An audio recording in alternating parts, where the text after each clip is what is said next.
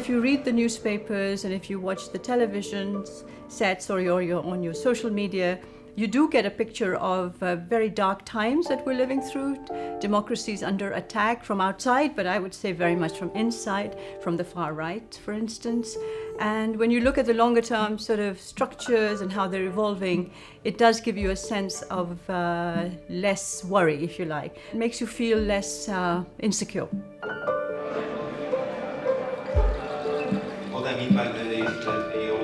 We achieved that foresight is now really embedded into the heart of European policy making.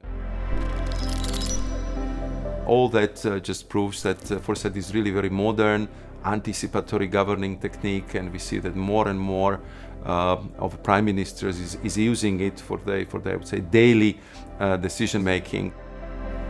We have to be part of this partnership of seeing what future we want and to make legislation which is future fit for our citizens, but also for our role within the global community.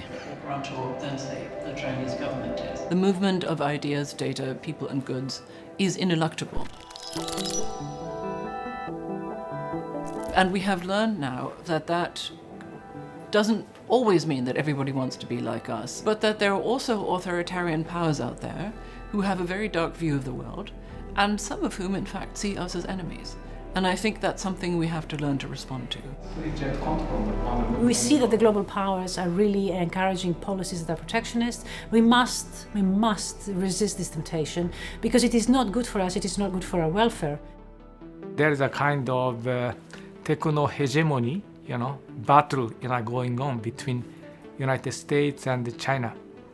And the level of this AI use, of various areas, including fintech, and also the military use of this artificial intelligence technology and quantum computing.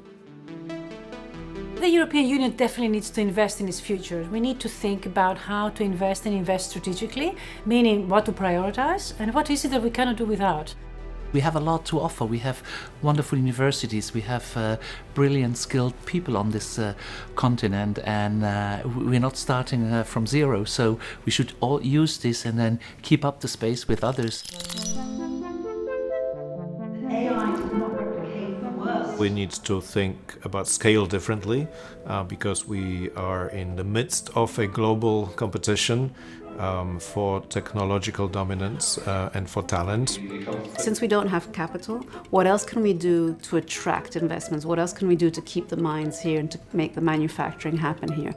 The Innovative Health Initiative is one such example where for the purpose of innovation in health, it is the private sector and the European Commission that come together, funds projects together. Because the advances that are happening in biotech, the advanced therapies and other areas, we can't afford not to be part of.